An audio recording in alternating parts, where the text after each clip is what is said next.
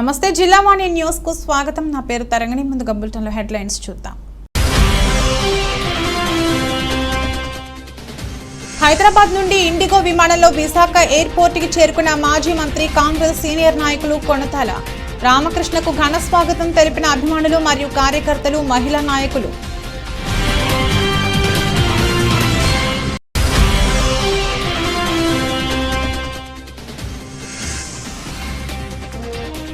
Srikakulam municipality Peddapadu గ్రామంలో కులగణనకు సహకరించండి, ప్రజలను కోరిన మంత్రి ధర్మాన.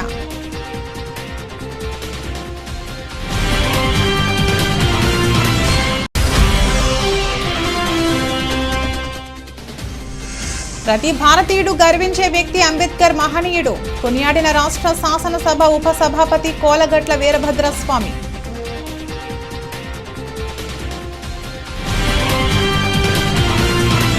హైదరాబాద్ నుండి ఇండిగో విమానంలో విశాఖ ఎయిర్పోర్ట్ కి చేరుకున్న మాజీ మంత్రి కాంగ్రెస్ సీనియర్ నాయకులు కొణతాల రామకృష్ణకు అభిమానులు మరియు కార్యకర్తలు, మహిళా నాయకులు ఘన స్వాగతం పలికారు. విశాఖ ఎయిర్పోర్ట్ నుండి రోడ్డు మార్గాన వైజాగ్లో తన స్వగృహానికి కొణతాల రామకృష్ణ జై జై నినాదాలతో తీసుకువెళ్లారు. ఈ సందర్భంగా కొణతాల మాట్లాడుతూ అనకాపల్లిలో 21న కార్యకర్తల అభిమానులు సమావేశం అనంతరం తన నిర్ణయాన్ని తెలియపరుస్తానని అన్నారు. జనసేన అధినేత పవన్ కళ్యాణ్తో స్టీల్ ప్లాంట్, పోలవరం, సుజల స్రవంతి, ఉత్తరాంధ్ర అభివృద్ధి వంటి అంశాలపై చర్చించానని తెలిపారు. త్వరలోనే ఏ పార్టీలో చేరుతాను అనే అంశాన్ని వెల్లడిస్తానని, తదుపరి పోటీపై నిర్ణయం తీసుకుంటానని రామకృష్ణ అన్నారు. మిత్రులు, శ్రేయోభిలాషులు, నాయకులు అంతా కలిసి రాజకీయ నిర్ణయాలు తీసుకోమని చాలా కాలంగా వారి సూచనల మేరకు, వారి సలహాల మేరకు ఈ మధ్య 1వ తారీఖున జనవరిని త్వరలోనే ఒక నిర్ణయం ప్రకటించడం జరుగుతుందనేసి వారికి చెప్పడం జరిగింది. వారందరి సూచనలు, వారందరి అభిప్రాయాల మేరకు హైదరాబాద్ వెళ్ళడం జరిగింది. జనసేన అధ్యక్షులు పవన్ కళ్యాణ్ గారిని కలవడం జరిగింది. వారితో వివిధ విషయాల మీద చర్చలు కూడా జరపడం జరిగింది. వారితో ముఖ్యంగా ఆంధ్ర అభివృద్ధి విషయంలో కానీ, పోలవరం ప్రాజెక్టు, స్టీల్ ప్లాంట్ విషయంలో, ఉత్తరాంధ్ర సుజల స్రవంతి, రైల్వే జోన్ అని ఇతర అంశాలు ఏవైతే ఉన్నాయో ఆ అంశాలన్నిటి మీద మాట్లాడడం జరిగింది విపులంగా. ఇవన్నీ కూడా మా శ్రేయోభిలాషులతో, మా సోదరులతో, ఎవరైతే శ్రేయోభిలాష సోదరులు ఎవరైతే ఉన్నారో వాళ్ళందరితో మాట్లాడి, మిత్రులతో అందరితోనూ మాట్లాడి రేపు ఆదివారం 21వ తారీఖున ఉదయం 10 గంటలకు అనకాపల్లిలో ఒక సమావేశం ఏర్పాటు చేయడం జరిగింది. ఈ సమావేశంలో జరిగిన విషయాలన్నీ కూడా వారితో తెలియపరిచి, వారి అభిప్రాయాలన్నీ కూడా తీసుకొని, వారందరి అభిప్రాయాలు క్రోడీకరించి నా నిర్ణయం 21వ తారీఖున నేను అనకాపల్లిలో వీళ్ళతో అందరితో మాట్లాడాక, సమావేశం అయినాక నేను ప్రకటించడం జరుగుతుంది. సార్, మీ అభిమానులందరూ ఎమ్మెల్యేగా పోటీ చేయాలని కోరుకుంటున్నారు. ముందు రాజకీయ నిర్ణయంతో ఏ పార్టీకి అన్నది ముందు నిర్ణయం అయితే, అప్పుడు తర్వాత అన్నది ఎమ్మెల్యేవా, ఎంపీయా, ఏం చేస్తాం అన్నది మనం చేరే పార్టీ బట్టి, ఆ పార్టీ నిర్ణయం బట్టి ఆధారపడి ఉంటాయి. అనకాపల్లి జిల్లా పాయకరపేటలో జిల్లావాణి 2024 నూతన క్యాలెండర్లను వైసీపీ నేతలు ఆవిష్కరించారు. వైసీపీ మండల పార్టీ అధ్యక్షులు, ఉమ్మడి విశాఖ జిల్లా వ్యవసాయ సలహా మండలి చైర్మన్ చిక్కాల రామారావు, పట్టణ అధ్యక్షులు, అనకాపల్లి జిల్లా ప్రచార పబ్లిక్ వింగ్ అధ్యక్షులు దగ్గుపల్లి సాయిబాబాలు క్యాలెండర్లను ఆవిష్కరించారు.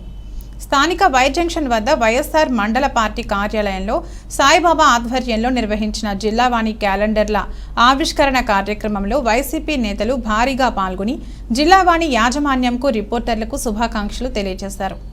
అదేవిధంగా సిఐ అప్పలరాజు క్యాలెండర్లను ఆవిష్కరించి శుభాకాంక్షలు తెలిపారు. ఈ కార్యక్రమంలో ZPTC Lanka Suribabu, MPP Isarapu Parvathi, Tatarao, vice president Jagata Bhavani, Srinu, ward మెంబర్లు Koppisetti Mohan, Piradi Raju, Tummalapalli Satish, social media convener Konkupudi Ramakrishna మరియు రాజేష్ కన్నా, లావేటి సన్యాసిరావు, గుల్ల నాగు, కాళ్ల నూకరాజు తదితరులు పాల్గొన్నారు. ఈ మేరకు దగ్గుపల్లి సాయిబాబా మీడియాతో మాట్లాడారు.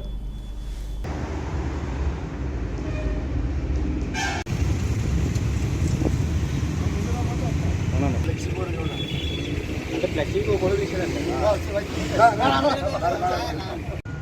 అందరికీ నమస్కారం.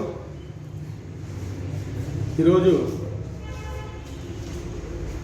ముఖ్యంగా జిల్లావాణి వీక్షించే ప్రేక్షకులకు, జిల్లావాణి యాజమాన్యానికి మా వైఎస్ఆర్ పార్టీ తరఫున అందరికీ కూడా సంక్రాంతి మరియు నూతన సంవత్సర సంక్రాంతి శుభాకాంక్షలు. ఈ జిల్లావాణి మన జిల్లా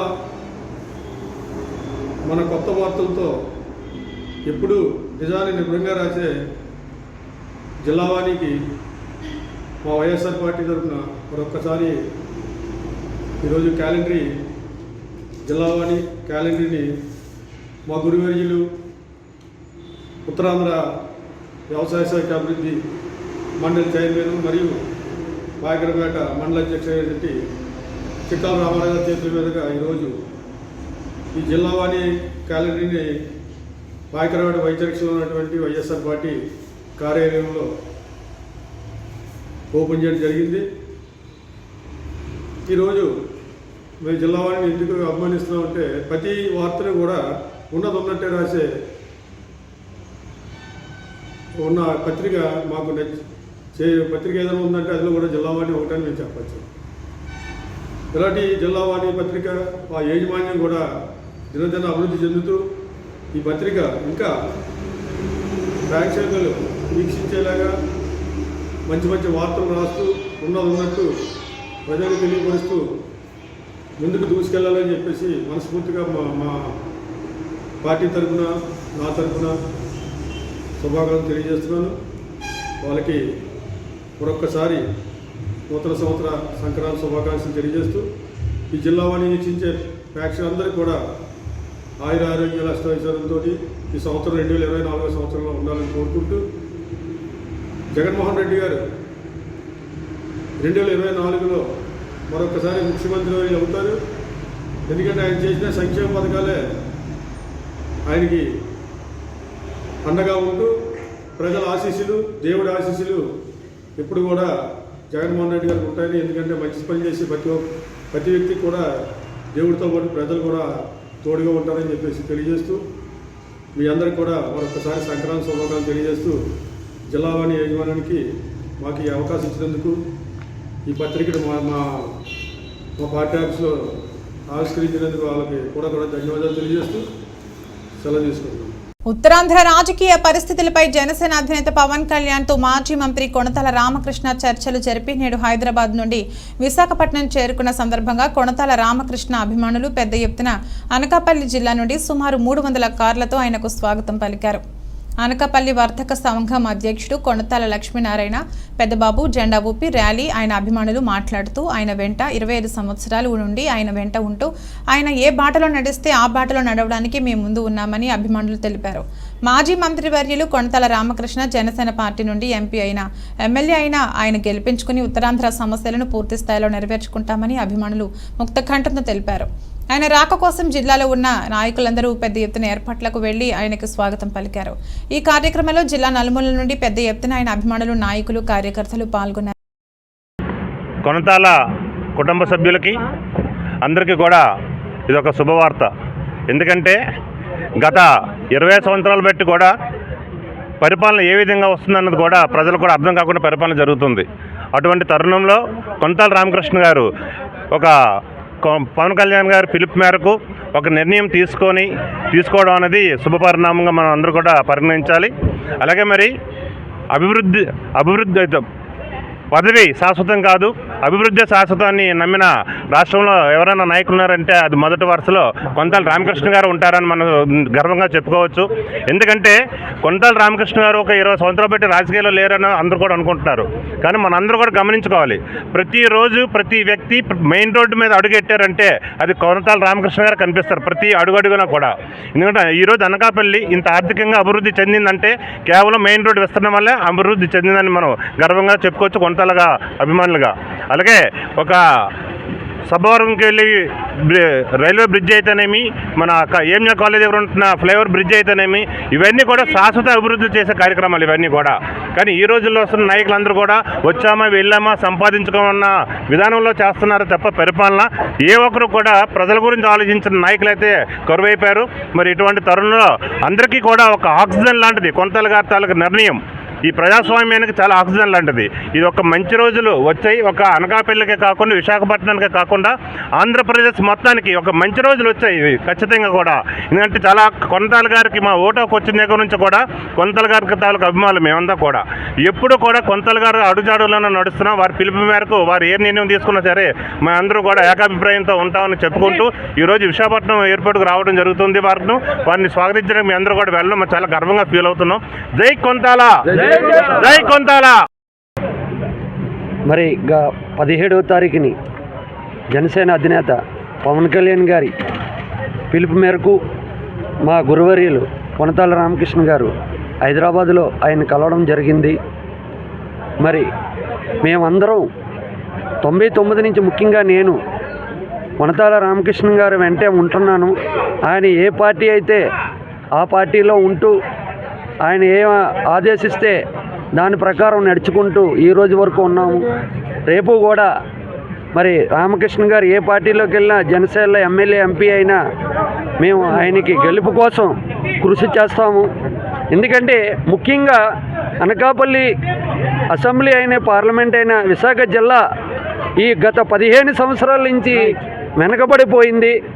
మరి ఎందుకంటే 2004, 2009లోని మరి విశాఖ జిల్లా ఎంత అభివృద్ధి చెందిందో తర్వాత వచ్చిన నాయకులు విశాఖ జిల్లా అభివృద్ధి కోసం కాకుండా వాళ్ళ స్వలాభం కోసం పనిచేశారు.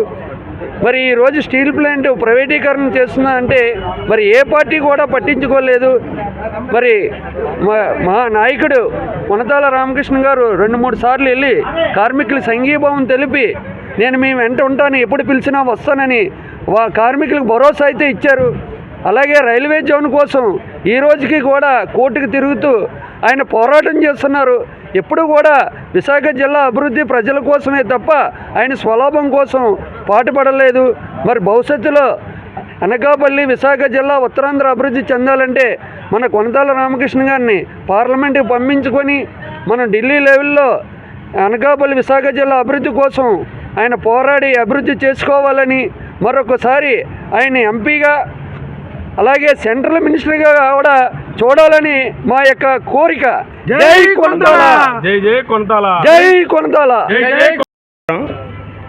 కొనతాల అభిమానులుగా, కొనతాల రామకృష్ణ గారి అభిమానులుగా మాకు సంక్రాంతి నిన్న నుంచి ప్రారంభమైంది.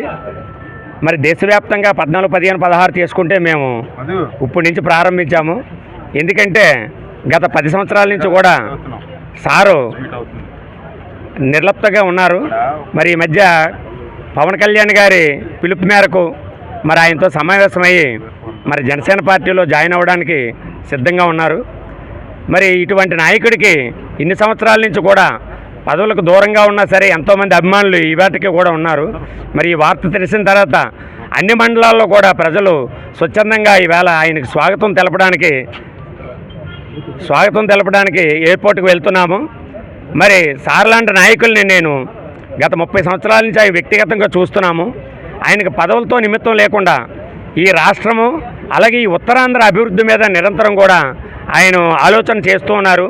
ఈ ప్రాంతానికి ఏది అవసరమో అది చేస్తే జీవితకాలం గుర్తుండిపోతామని చెప్పేసి ఎప్పుడు కూడా దాని మీద ఆయన కృషి చేస్తున్నారు. మరి ఇప్పుడు మన అనకాపల్లి నియోజకవర్గం చూస్తే గతంలో ఎప్పుడో ఆయన వేసిన శారదా నుంచి బ్రిడ్జీలు కావచ్చు, ఫ్లైఓవర్లు కావచ్చు, లేదంటే రిజర్వాయర్లు కావచ్చు, రోడ్డు వైండింగ్ కావచ్చు, ఇవన్నీ కూడా అప్పుడు చేసినవే. మళ్ళీ తర్వాత ఈ 15 సంవత్సరాల నుంచి కూడా ఈ ప్రాంతానికి వచ్చిన నాయకులు ఎవరూ కూడా ఈ ప్రాంత అభివృద్ధి మీద దృష్టి సారించలేదు. మళ్ళీ మా ప్రాంతంలో ఆయన ఉన్నప్పుడు ఇరిగేషన్కి కానీ లేదంటే ట్రాన్స్పోర్ట్ కానీ ఎన్నో సర్వీస్ చేశారు. మళ్ళీ అలాంటి అవకాశం మళ్ళీ ఈ రోజుకి ఈ ప్రజలు ఇవ్వడానికి సిద్ధంగా ఉన్నారు. ముఖ్యంగా మా కసింకోట మండలంలో స్వచ్ఛందంగా కూడా అలాంటి నాయకులు కావాలని కోరుతున్నారు. మరి ఆయన దేనికి నిలబడినా ఎంపీగా కానీ ఎమ్మెల్యేగా కానీ మరి పవన్ కళ్యాణ్ గారు ఏది ఆదేశిస్తే ఆయన నిలబడితే గెలిపించి తీసుకెళ్ళి వాళ్ళకి అప్పచెప్పడానికి మా ప్రాంతం అంతా కూడా సుముఖంగా ఉంది. మరి అలాంటి నాయకుడు లేకపోవడం వల్ల గత 15 సంవత్సరాలు మా ప్రాంతం ఎంతో వెనుకబడిపోయింది. విద్యపరంగా కావచ్చు, వైద్యపరంగా కావచ్చు, సాగునీటి రంగంలో కావచ్చు, అనేక రంగాల్లో ఏంటంటే వెనుకబడిపోయింది. మరి అలాంటి నాయకుడిని అందరం గెలిపించుకొని మేము మళ్ళీ అప్పచెప్తాము. మరి ఈవేళ హైదరాబాద్ పవన్ కళ్యాణ్తో మీటింగ్ అయ్యి సమావేశమై ఆయన ఈవేళ ఎయిర్పోర్ట్కి వస్తున్నారు కాబట్టి మేము అందరం వెళ్ళి ఆయన సాదరంగా స్వాగతించడానికి మేము అందరం స్వచ్ఛందంగా బయలుదేరి వెళ్తున్నాము. జై కొనతాల, జై జై కొనతాల. చాలా సుదినం. ఎందుకంటే ఈ 4.5 సంవత్సరాలు 4 సంవత్సరాలు 9 నెలల పరిపాలన మీ విలేకరులు కానీ, ప్రజలు కానీ, నాయకులు కానీ అన్ని రకాల వర్గాలు మీరు చూస్తున్నారు. ఈ చూసిన సందర్భంలో ఎలాంటి పరిపాలన జరుగుతుంది, పూర్తిగా సరైన సామాన్య మానవుడు స్వేచ్ఛని, స్వాతంత్రాన్ని కోల్పోయే పరిస్థితుల్లో ఈ సందర్భంగా ఒక డెమోక్రసీవాది, ఒక service oriented politician, not commercial politician, only service oriented politician Shri Konathala Ramakrishna గారు మళ్ళీ ఈరోజు మనకి ఏ పార్టీ అయినా ఒక వెళ్ళి రాజకీయాల్లో ఆయన ప్రవేశం 10 సంవత్సరాలు ఆయన మౌనంగా ఉన్నారు. ఆయన మౌనము ఒక మహామహుడి తాలూకా మౌనం వ్యవస్థకు కూడా చాలా నష్టదాయకం అని మేము చాలాసార్లు అడిగాం. దాని మీద ఆయన మౌనం వీడి ఈవేళ మళ్ళీ రాజకీయ ప్రవేశం చేస్తున్నందుకు ఆయన పూర్తిగా అనకాపల్లి పార్లమెంట్ నియోజకవర్గం కానీ, అనకాపల్లి జిల్లా కానీ, ఉమ్మడి విశాఖ జిల్లా ప్రజల తరపున పూర్తిగా మేమందరం కూడా, మేమే కాదు, పూర్తి సరైన సర్వీస్ కావాల్సిన మనుషులందరూ కూడా, సర్వీస్ కావాల్సిన ప్రజలందరూ కూడా, మనకు వ్యవసాయేతరంగా కానీ, కార్మికేతరంగా కానీ, ఒక ఏదైనా సరే ఒక డెవలప్మెంట్స్ గురించి కానీ ఆలోచించే ప్రతి వ్యక్తి కూడా ఈవేళ చాలా సంతోషదాయకంగా వ్యవహారం జరుగుతూ ఉంది. దీన్ని మనం విశాఖ జిల్లా ప్రజల తరపు నుంచి మనం అందరం కూడా స్వాగతం చెబుతూ రామకృష్ణ గారికి ఆయన రాజకీయ ప్రవేశం చేసి ఆయన మంచి పదవి ఉన్నత స్థితికి వెళ్ళి మన విశాఖపట్నంలో ఉన్న ఉత్తరాంధ్ర సుజల సంస్థ కానీ, మనకు కావాల్సిన ఉత్తరాంధ్ర సుజల సంస్థ కానీ పోలవరం పూర్తి చేసుకోవాలి, సరైన రాజధాని నిర్మాణం జరగాలి, మన విశాఖ స్టీల్ ప్లాంట్ ఎంతో మనం ఉద్యమాలు చేసి సాధించుకున్న స్టీల్ ప్లాంట్ను మనం కాపాడుకోవాల్సిన అవసరం ఎంతైనా ఉందని, ఇలాంటి వాటి సమస్యల మీద సరైన పోరాటం చేయాలంటే శ్రీ కొనతాల రామకృష్ణ గారిని మనం ఎన్ని రకాల పోరాటాల్లో చూసామో, సక్సెస్ఫుల్ పోరాటాలు. ఈవేళ సమస్య మీద పేపర్ స్టేట్మెంట్ ఇచ్చేసి ఇంటికి పోయి నాయకులు చాలామందిని చూసాం. ఊర్లో సమస్య ఉన్నదంటే ఓ పేపర్ స్టేట్మెంట్ ఇచ్చేస్తారు, ఇంటికి పోతారు. ఎందుకంటే నేను ఏదో స్పందిస్తున్నాను అన్న నాయకులను మనం చూసాం. కానీ పోరాగా ఒక సమస్య వచ్చింది అంటే ఊరికి ఒక్కొక్కడికి, నాకు కాదు, నీకు కాదు, పక్కడికి కాదు, ఊరికి సమస్య వచ్చిందంటే ఆ సమస్య మీద పరిష్కారం జరిగే వరకు కూడా సరైన పోరాటం చేసే విధానంలో ఆయన ఉన్నాడు. ఆయన సొంత పార్టీ అవనివ్వండి, వేరే పార్టీ అవనివ్వండి, ఏ పార్టీలో ఏ ప్రాబ్లం జరిగినా సరే ఊరికి నష్టం జరుగుతుందంటే ఆయన స్పందించి సమస్య పరిష్కరించే విధానంగా ఆయన పోరాటాలు చేసుకొచ్చాడు. కనుక ఆ పోరాట స్ఫూర్తితో మనం అందరం కలిపి ఆయనకు స్వాగతం చెబుతూ ఈరోజు మంచి శుభదినంగా మళ్ళీ ప్రతి భారతీయుడు గర్వించే వ్యక్తి అంబేద్కర్ మహనీయుడని రాష్ట్ర శాసనసభ ఉపసభాపతి కోలగట్ల వీరభద్రస్వామి కొనియాడారు. దేశం అన్ని రంగాల్లో ముందంజలో ఉందంటే దానికి కారణం అంబేద్కర్ రాసిన రాజ్యాంగమేనని ఆయన స్పష్టం చేశారు. విజయనగరం జిల్లాలో ప్రభుత్వం నిర్వహిస్తున్న సామాజిక సమతా సంకల్ప మహోత్సవంలో భాగంగా స్థానిక అంబేద్కర్ జంక్షన్లోని బాబాసాహెబ్ విగ్రహానికి శుక్రవారం పూలమాలలు వేసి ఘనంగా నివాళులర్పించారు. ఈ సందర్భంగా భారీ మానవహారాన్ని నిర్వహించి ప్రతిజ్ఞ చేశారు. ఈ సందర్భంగా కోలగట్ల మాట్లాడుతూ దేశంలో సుస్థిర పాలన, సామాజిక అభివృద్ధి అంబేద్కర్ విరచిత రాజ్యాంగం వల్లే సాధ్యమైందని అన్నారు. దేశానికి ఆయన ఆలోచనలు మార్గదర్శమయ్యాయని చెప్పారు. దేశంలో తారతమ్యాలు లేకుండా ప్రతి ఒక్కరూ స్వేచ్ఛ, స్వాతంత్రం, సమానత్వం అనుభవిస్తున్నారంటే దానికి కారణం అంబేద్కర్ అని అన్నారు. అట్టడుగు వర్గాలకు రిజర్వేషన్లు కల్పించి వారి అభ్యున్నతికి మార్గం చూపారన్నారు. దేశంలో ఎన్నో ప్రభుత్వాలు, పాలనా విధానాలు మారినప్పటికీ రాజ్యాంగం మాత్రం చెక్కు చెదరకుండా ఉందని, దానికి కారణం అంబేద్కర్ దార్శనికత అని కొనియాడారు. గొప్ప బాధ్యతను నిర్వర్తించిన అంబేద్కర్ మహనీయునికి ప్రతి ఒక్కరూ రుణపడి ఉంటారని అన్నారు. అంబేద్కర్ ఆశయాలను సాధించాలని, ఆయన ఆలోచనలు ప్రతి ఒక్కరికి వివరించాలన్న గొప్ప సంకల్పంతో ప్రపంచంలోని అతిపెద్ద అంబేద్కర్ విగ్రహాన్ని ముఖ్యమంత్రి ఆవిష్కరిస్తున్నారని చెప్పారు. ఆయన స్ఫూర్తిని ప్రతి ఒక్కరూ కొనసాగించాలని కోలగట్ల పిలుపునిచ్చారు. ఈ కార్యక్రమంలో municipal commissioner R Sriramulu Naidu, assistant commissioner Prasadarao, ZP CEO K Raj Kumar, సాంఘిక సంక్షేమాధికారి Ramanandam, MEPMA PD Sudhakar Rao, SC corporation ED Sudharani, Rongali Pothanna, Asepu Venu, Bangaru Naidu తదితర నాయకులు, కార్పొరేటర్లు పాల్గొన్నారు. రోజు మంచి కార్యక్రమం జరిగితే ఆ రోజే సుదినం, ఆ రోజే సంతోషకరమైన రోజు. రాష్ట్ర ప్రభుత్వం, రాష్ట్ర ముఖ్యమంత్రి బాబాసాహెబ్ అంబేద్కర్ గారి విగ్రహం ఈ దేశంలో కల్లా అతి ఎత్తైన సుందరమైన విగ్రహాన్ని ఆయన చేతుల మీదుగా ప్రారంభోత్సవం చేసుకోవడం ప్రతి భారతీయుడు గర్వించదగ్గ కార్యక్రమం అని చెప్పాలి.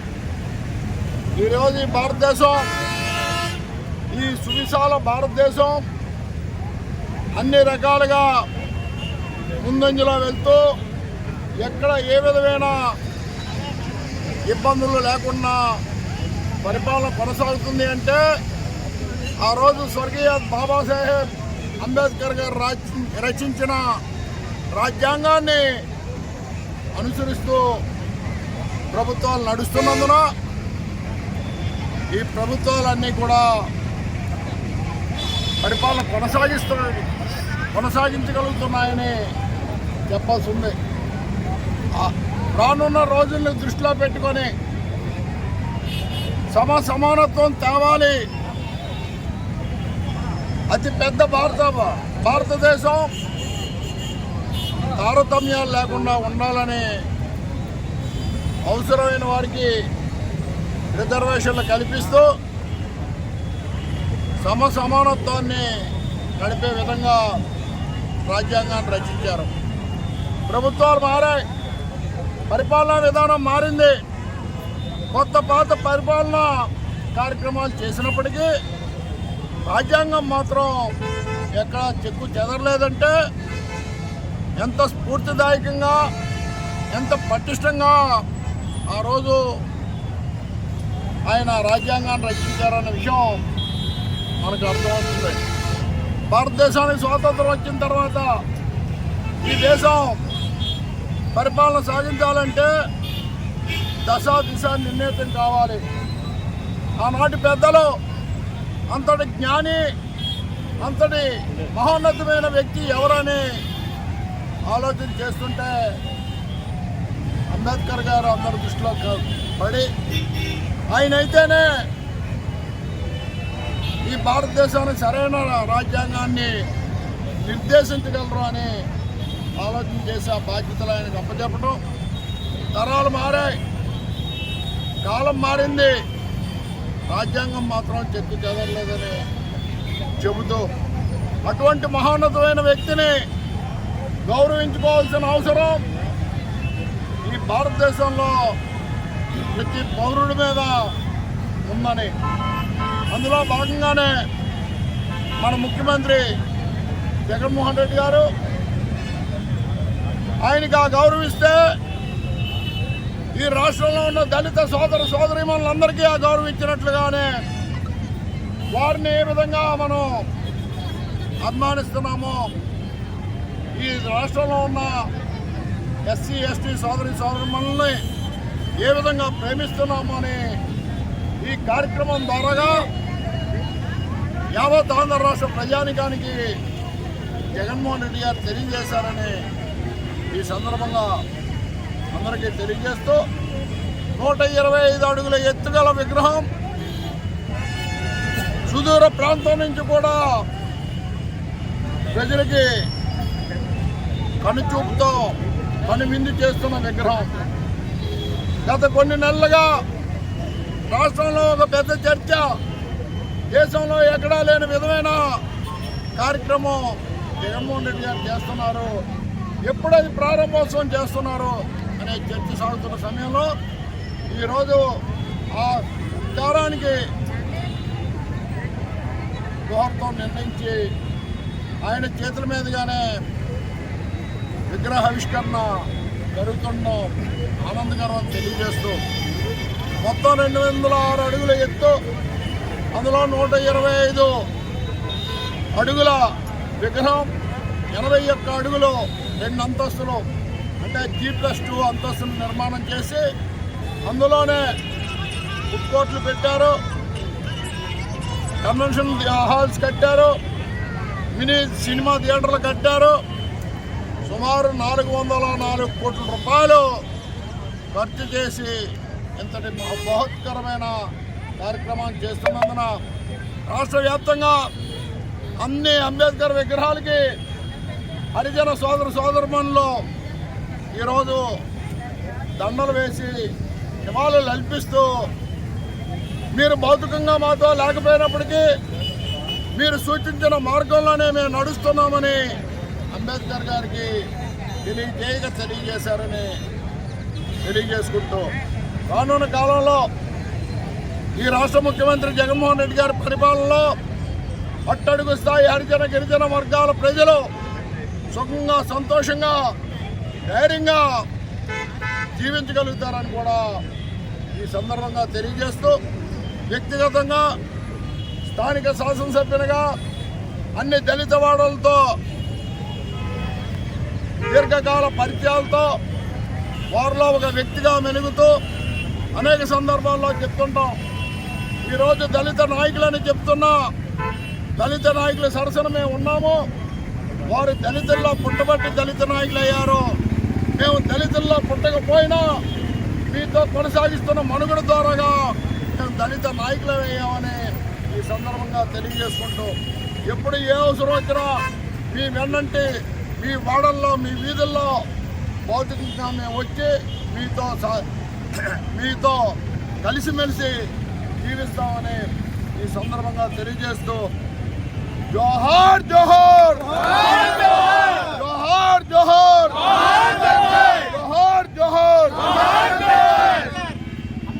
పార్వతీపురం మన్యం జిల్లా జీవన్ జ్యోతి ఎల్ఐసి ప్రధాన కార్యాలయంలో శుక్రవారం జీవిత బీమా వ్యాపార జాతీయకరణ దినోత్సవాన్ని ఎల్ఐసి ఉద్యోగులంతా ఘనంగా నిర్వహించారు.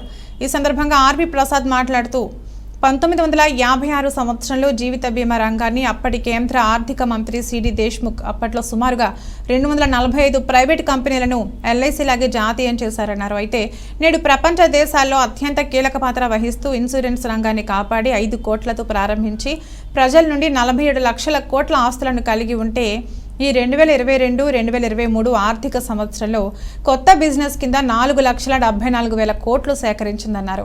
ఇలాంటి ప్రభుత్వ రంగ సంస్థను ఐఆర్డీఏ కీలక మార్పులు చేస్తూ ప్రజాధనాన్ని ప్రైవేట్ సంస్థలకు అప్పజెప్పే దుర్మార్గపు ఆలోచనతో ఉందని, ఇప్పటికే అనేక మార్పులను తీసుకువచ్చిందని, దీనికి వ్యతిరేకించేందుకు దేశవ్యాప్తంగా ఎల్ఐసి ఉద్యోగులు నిరసన కార్యక్రమాన్ని నిర్వహించామన్నారు.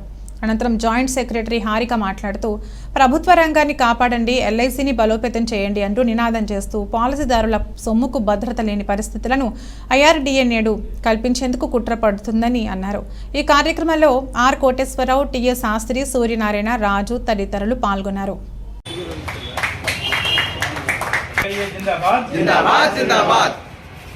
जिंदाबाद जिंदाबाद जिंदाबाद bringing up public sector LIC we demand protect public sector LIC protect public sector LIC protect safeguarding public sector LIC we demand removal of GST on life and medical insurance we demand separate tax exemption for అనేది తర్వాత రావడం జరిగింది.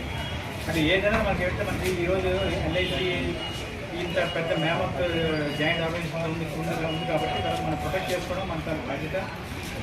మన maximum దానికి servicing ఆస్పెక్ట్లో కానీ మనం ఇంకా దాన్ని బలోపేతం చేయాలని పిలుపు మనకి ఇచ్చింది.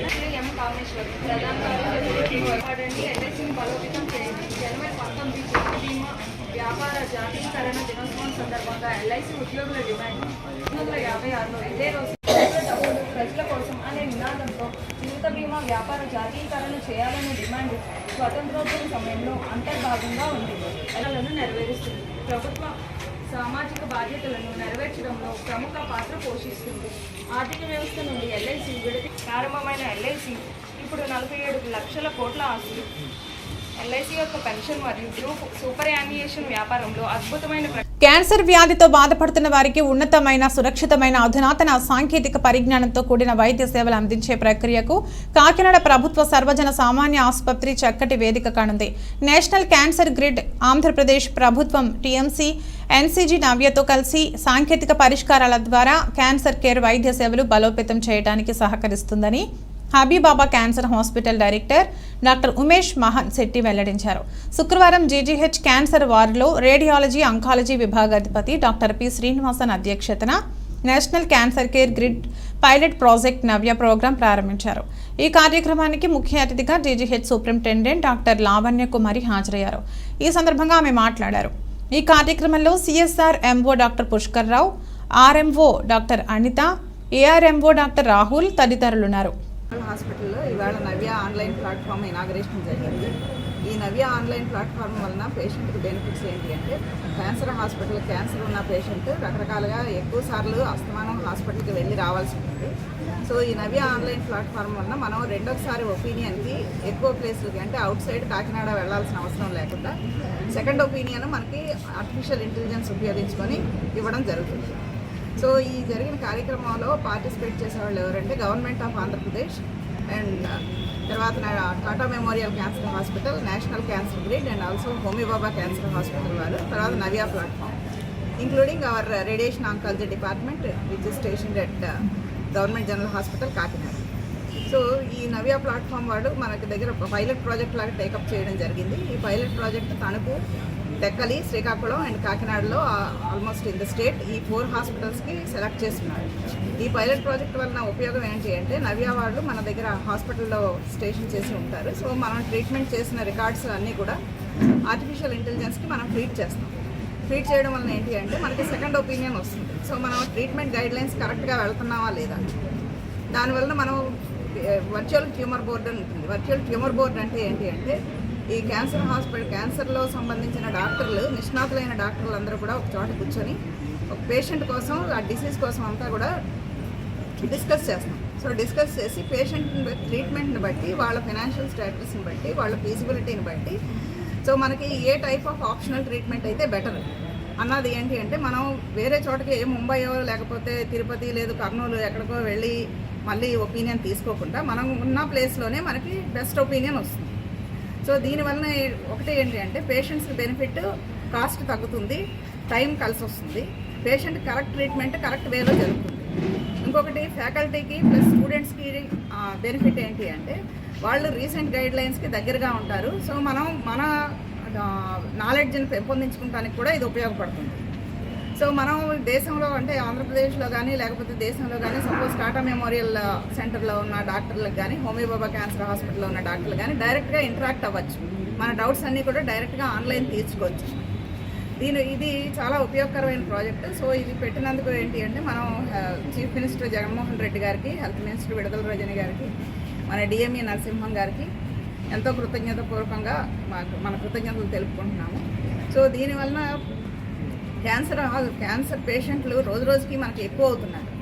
సో ఎక్కువ అవడం వల్ల వాళ్ళ ట్రీట్మెంట్ అన్నది, క్యాన్సర్ అన్నది ఏంటి అంటే it's a burden on the whole family, not only on the పేషెంట్కే కాదు హోల్ ఫ్యామిలీకి కూడా. బికాజ్ ఎందుకంటే ఒకళ్ళు ఉండి దగ్గరుండి చూసుకోవాలి, సో మనీ ఖర్చు అవుతుంది. ఇది మొత్తం ఇంటిలో పాటు అందరికీ కూడా బెంగగా ఉంటున్నాం. సో మన గవర్నమెంట్ వారు మనకి కొత్త మొడాలిటీస్ కూడా తెలుస్తున్నారు. అవన్నీ మన cancer care nodal officer Ramesh గారు చెప్తారు.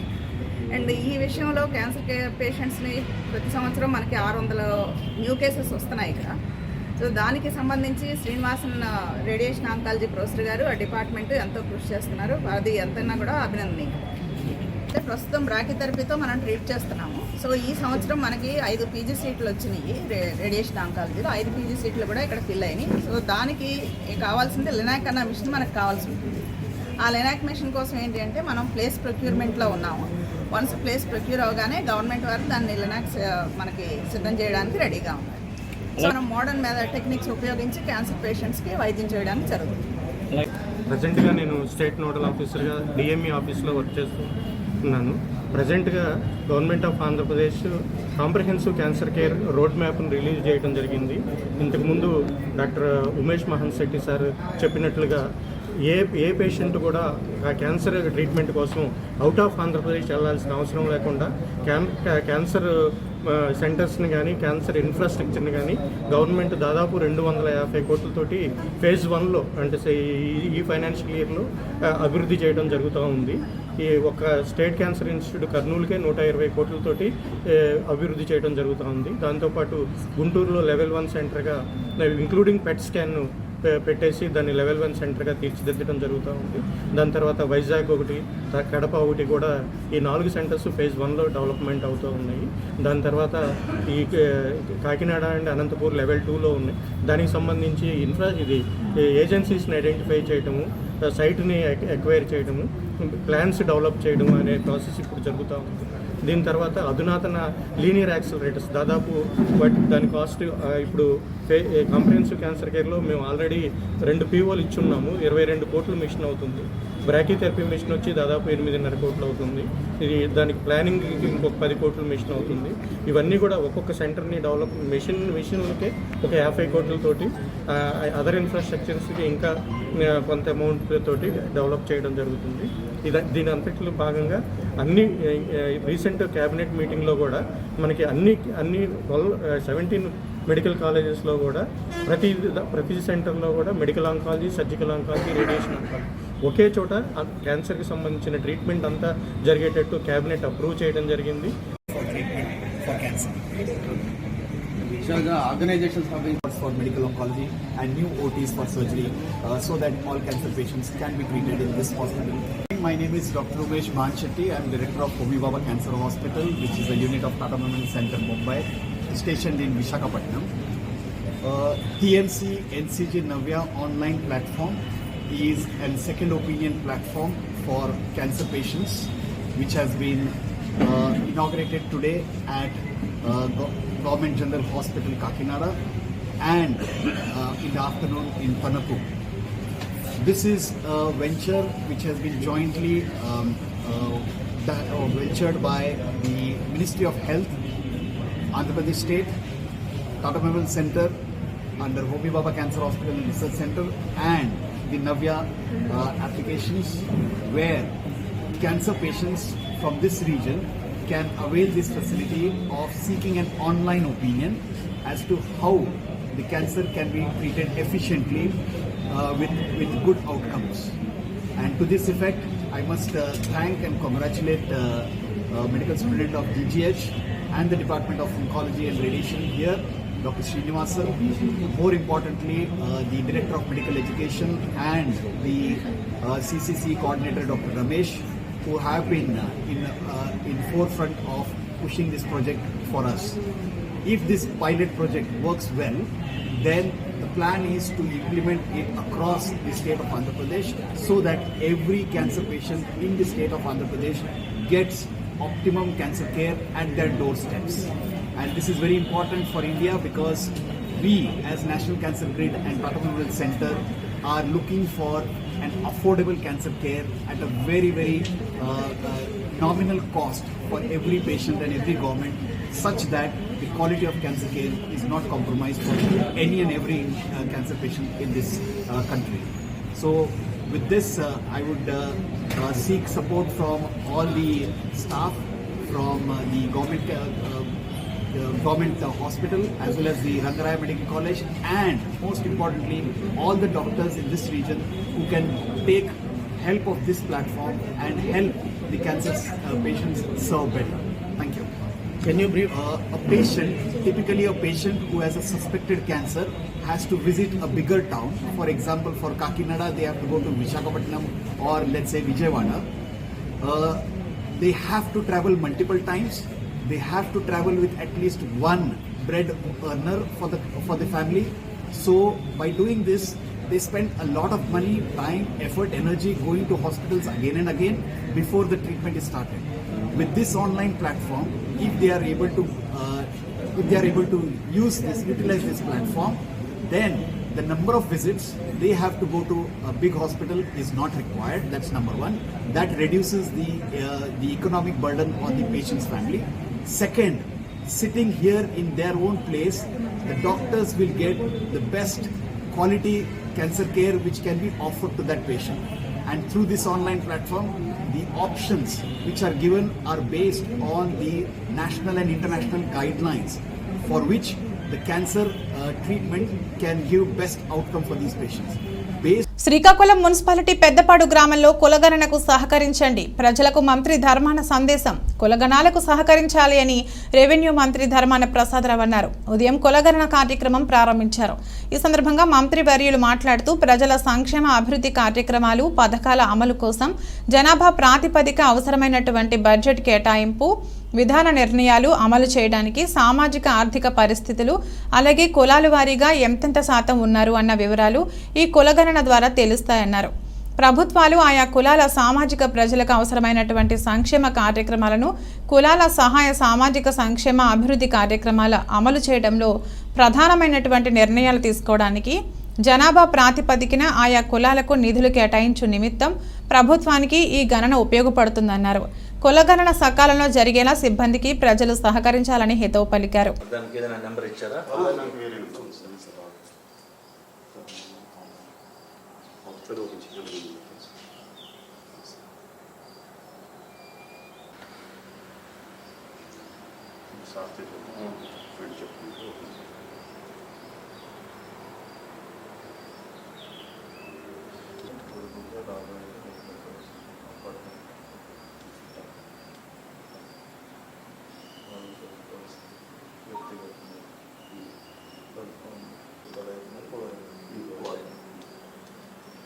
కుటుంబానికి చెందిన పసుపు జంతువుల సంఖ్య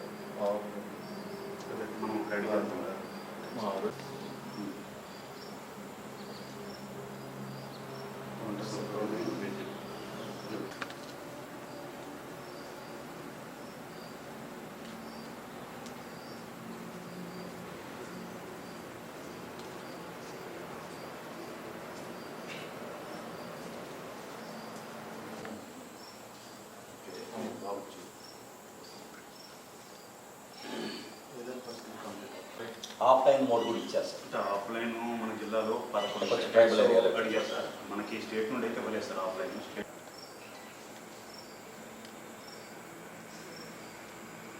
గ్రూప్లో పెడితే మిగతా వాళ్ళు లాంచ్ చేసిందని అంటే వాళ్ళని ఒక హెల్ప్ డెస్క్ కూడా పెట్టారు సార్ జిల్లా స్థాయిలో.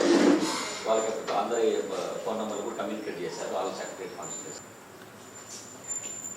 మళ్ళీ చేసేది కమిషనర్ గారు ఒక 200 దానిపైన నెక్స్ట్ లెవెల్ 200 తహసీల్దార్ 200 ర్యాండమ్ చెక్ చేస్తారు సార్. ఐడీస్ తీసుకుంటారా?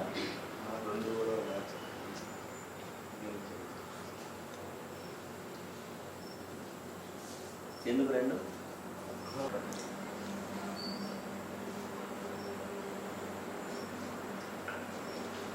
ఫోన్ నెంబర్ సార్ నెంబర్ ఇచ్చారు. బయోమెట్రిక్ అందుకే వేరే వేలు పెడతా నిన్నైతే అయింది నాకు. అదే సార్.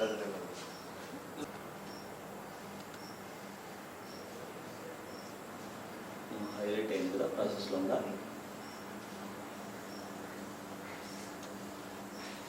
కాంగ్రెస్ సమావేశం 2024 ఎన్నికల్లో కాంగ్రెస్ పార్టీకి పూర్వ వైభవం తీసుకువచ్చి ఆంధ్రప్రదేశ్లో అత్యధిక సీట్లు గెలుపొంది రాహుల్ గాంధీని ప్రధానమంత్రి చేసేలా ప్రతి నాయకుడు కార్యకర్త సైనికుడిలా పనిచేయాలని కేంద్ర మాజీ మంత్రి CWC member MM Pallam Raju, Kakinada parliamentary political coordinator KBR Naidu పిలుపునిచ్చారు. కాకినాడలో జిల్లా కాంగ్రెస్ పార్టీ కార్యాలయంలో కాకినాడ పార్లమెంటరీ నియోజకవర్గ ఇన్ఛార్జీలు, మండల బూత్ స్థాయి అధ్యక్షులు, ముఖ్య నాయకులతో ప్రత్యేక సమావేశం నిర్వహించారు. ఈ సమావేశానికి జిల్లా అధ్యక్షులు చిలుకోటి పాండురంగారావు అధ్యక్షత వహించగా ముఖ్య అతిథులుగా కేంద్ర మాజీ మంత్రి CWC member MM Pallam Raju, Kakinada parliamentary political coordinator KBR నాయుడులు పాల్గొని మాట్లాడారు. ఈ సమావేశంలో ఏఐసిసి సభ్యులు మల్లిపూడి శ్రీరామచంద్రమూర్తి, నగర అధ్యక్షులు దాట్ల గాంధీరాజు, రాష్ట్ర నాయకులు మట్ట వెంకట శివప్రసాద్, పెద్దాడ సుబ్బారాయుడు, కోలా ప్రసాద్ వర్మ, తాళ్ళూరి రాజు తదితరులు పాల్గొన్నారు. పార్లమెంట్కి ఇన్ఛార్జిగా మరి సీనియర్ కాంగ్రెస్ నాయకులు, పొలిటికల్ అఫైర్స్ కమిటీ సభ్యులు నాయుడు గారు రావడం చాలా సంతోషమైన విషయం. ఆయన రాజీవ్ గాంధీ గారు ప్రధానమంత్రిగా ఉన్నప్పుడు ఒక ప్రథమ సంస్థకి చైర్మన్గా కూడా చేశారు, జాతీయ స్థాయి సంస్థకి. చాలా పరిజ్ఞానం ఉన్న మనిషి. అయితే ఆయన ద్వారా కాంగ్రెస్ పార్లమెంటరీ పార్టీలో పార్లమెంట్లో కాకినాడ పార్లమెంట్లో కాంగ్రెస్ బలోపేతం అవుతుందని మేము ఆశపడుతున్నాం. ఈవేళ మరి ఎన్నికల తరుణంలో ఉన్నాం. చాలా విషయాలు ఉన్నాయి, జాతీయ సబ్జెక్ట్స్ ఉన్నాయి, రాష్ట్ర సబ్జెక్ట్స్ ఉన్నాయి. కేవలం కాంగ్రెస్ పార్టీ ఒక్కటే ఏదైతే ఏపీ రీఆర్గనైజేషన్ బిల్లో అంశాలు ఉన్నాయో వాటన్నింటినీ కూడా సంపూర్ణంగా ఇంప్లిమెంట్ చేయడానికి కేవలం కాంగ్రెస్ పార్టీ ఒకటే కట్టుబడి ఉంది. అది పదే పదే రాహుల్ గాంధీ గారు కూడా స్పెషల్ కేటగిరీ స్టేటస్ గురించి ఆయన విభజించుకోవడం కూడా జరిగింది. అయితే ఈ ఎజెండాతో మేము ప్రజల్లోకి తప్పకుండా వెళ్తాం. మేము కాంగ్రెస్ బలోపేతం చేస్తామని మేము విభజించుకుంటాం. Thank you.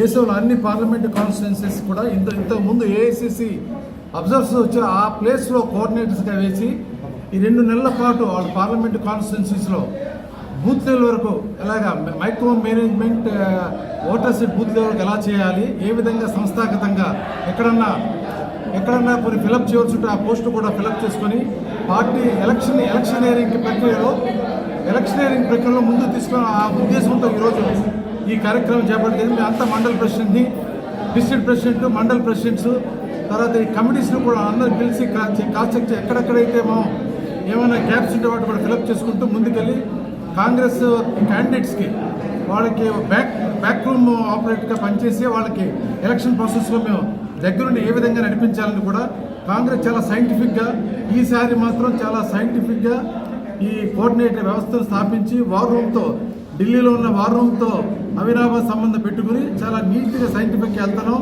దీనివల్ల కాంగ్రెస్ పార్టీ డెఫినెట్గా ఓట్ పర్సెంటేజ్ పెరుగుతుంది. సైంటిఫిక్గా బూత్ మేనేజ్మెంట్కి వెళ్తున్నాం. దీనివల్ల మంచి రిజల్ట్స్ వస్తాయని భావిస్తున్నాం. ఆంధ్రప్రదేశ్లో కూడా ఇప్పుడు మీకు తెలుసు రాజశేఖర రెడ్డి గారు కుమార్తె వచ్చింది, ఆమె నూతన ఉత్సాహం వచ్చింది.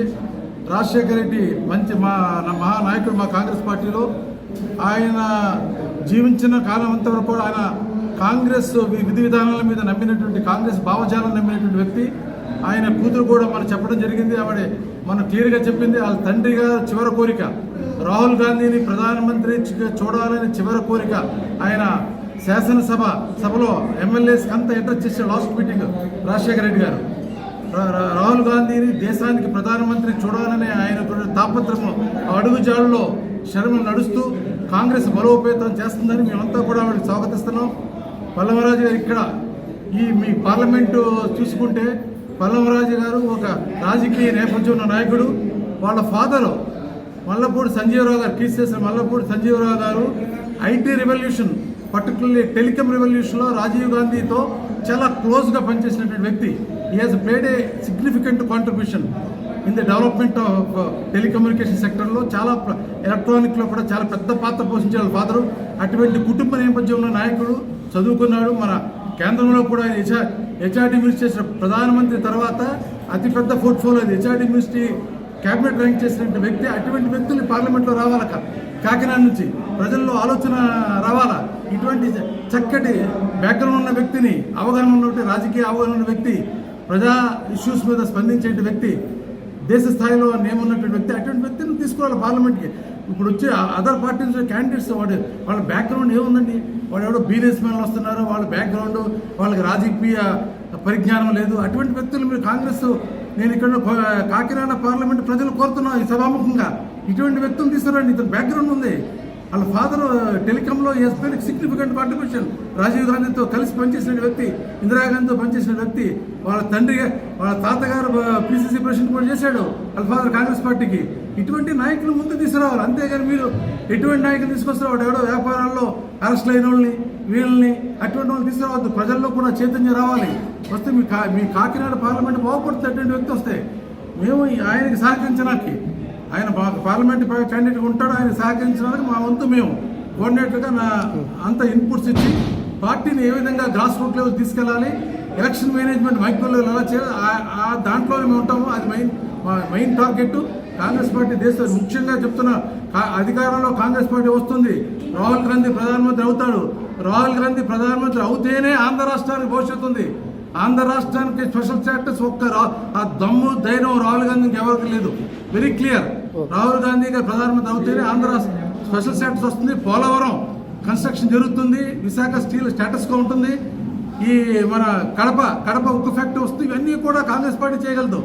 బీజేపీ, జనసేన, ఈ తెలుగుదేశం అంతా కూడా నెక్సెస్ ఉంది. జనం తెలుసు వాళ్ళు ఏం చేయరు. BJP anti development. ఆంధ్ర 10 సంవత్సరాలు అయింది రాజధాని లేని రాష్ట్రం దేశంలో ఏదో ఉన్నదో ఆంధ్రప్రదేశ్. వీళ్ళు ఏ మోకంతో ప్రజల దగ్గర ఓటుకు వెళ్తున్నారో మీరు ఆడవలసిన బాధ్యత ఈ ప్రజల మీద ఉంది. 10 సంవత్సరాలుగా రాజధాని లేని రాష్ట్ర దేశంలో ఏదైనా ఉందంటే అది ఆంధ్రప్రదేశ్. ఈ ముఖ్యమంత్రి టోటలీ ఫెయిల్డ్. ఆర్థిక వ్యవస్థ చిన్నాభిన్నం, ఆంధ్రప్రదేశ్లో ఆర్థిక వ్యవస్థ చిన్నాభిన్నం అవుతుంది. దీన్ని కాపాడాలంటే కేంద్రంలో బలమైన పార్టీ, ఇక్కడ రాష్ట్రంలో సపోర్ట్ చేయడం బాధ్యత ఉంది. కాంగ్రెస్ మీరు కొన్ని సీట్లు ఇస్తే మంచి భూమిక ప్లే చేసి రేపు పొద్దున కేంద్రంలో ఇండియా కూటమితో అవినాభ సంబంధంతో ఎన్నో పనులు జరుగుతాయి. రాహుల్ గాంధీ కమిటీ అన్నాడు. ఐ కంగ్రాచులేట్ పల్లవరాజు గారిని, మా కాంగ్రెస్ పార్టీ మేనిఫెస్టో కమిటీ చైర్మన్గా వేశారు. నేను ఆయన ఒకటి కోరేది, మీ మేనిఫెస్టోలో కూడా ఎన్నో దశాబ్దాలుగా పేదరికంలో కాపు సమాజ వర్గం వాళ్ళు రిజర్వేషన్ అడుగుతున్నారు. దాని గురించి కూడా మేనిఫెస్టోలో మెన్షన్ చేయండి. అది we should fight for it. Congress party is committed to help Kapus, no compromise. ఇప్పుడు రాహుల్ గాంధీ గారు ఈ పార్లమెంట్లో జనగణన జరగాలని చెప్తున్నాడు. ఆయన one of the only leader in the country. ఏ పార్లమెంట్లో కానీ బయట కానీ జనగణన జరగాలని అది జరగాలని ఏకాధాటికి చెప్తుంది. ఎందుకని దళితుల్ని, వెనుకబడిన వాళ్ళు అందరికీ కూడా వాళ్ళ యొక్క పాపులేషన్ ప్రకారం, తమాషా ప్రకారం రిజర్వేషన్ కావాలని ఆ నేపథ్యం జరుగుతుంది. దానికి ఫుల్ సపోర్ట్ చేస్తుంది. ఆ మేనిఫెస్టోలో పెట్టమని పల్లవరాజు గారిని సభాముఖంగా నేను కోరుతున్నాను. మిగతా ఇష్యూస్తో పాటు ఈ కాపు సబ్జెక్ట్ కూడా పెట్టాలని చెప్తున్నాం. Okay sir, thank you. Bulletin ముగించే ముందు హెడ్లైన్స్ మరొకసారి. హైదరాబాద్ నుండి ఇండిగో విమానంలో విశాఖ ఎయిర్పోర్టుకి చేరుకున్న మాజీ మంత్రి, కాంగ్రెస్ సీనియర్ నాయకులు కొణతాల రామకృష్ణకు ఘన స్వాగతం తెలిపిన అభిమానులు మరియు కార్యకర్తలు, మహిళా నాయకులు.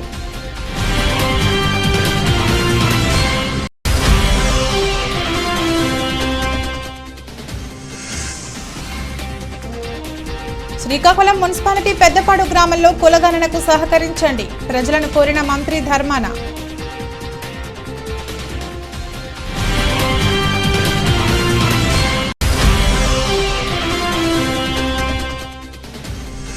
ప్రతి భారతీయుడు గర్వించే వ్యక్తి అంబేద్కర్ మహనీయుడు, కొనియాడిన రాష్ట్ర శాసనసభ ఉపసభాపతి కోలగట్ల వీరభద్రస్వామి.